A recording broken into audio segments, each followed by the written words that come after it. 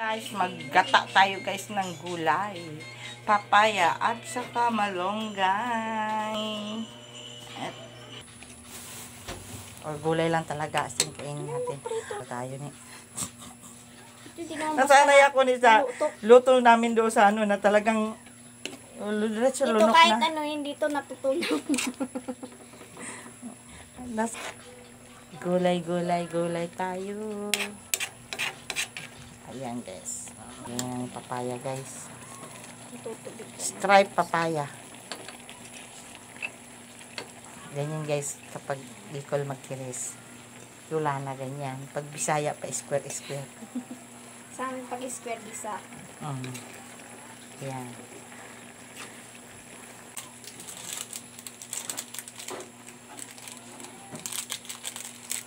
Gulay na papaya.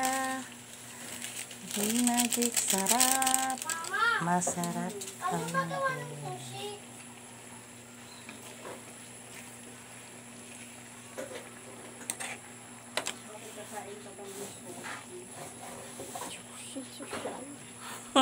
Gusto mo kumain ng sushi? Bili tayo ng seaweed pa, bebe. Ito Ibram yan ang paborito. Paborito yung Ibram yan. Okay. Wala yung kalunggay. Nagtago ng malunggay. Yan. Malapit na maluto ang ating papaya, guys.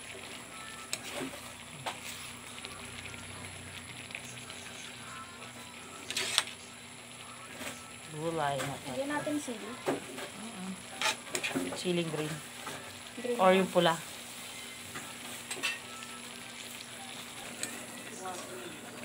Guys, may palamuti na pula. May palamuti na pula. Pula-pula. Guys, tuyo na guys. Luto na. Tapon na natin. Lagay na natin sa cook. Ready for eating na guys. Diba? Ayan ang gulay natin. Wala na talagang sabaw guys. Hindi mantika na tira.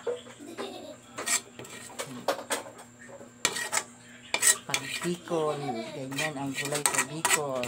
Hindi masabaw. Hindi maganda. Ayan na.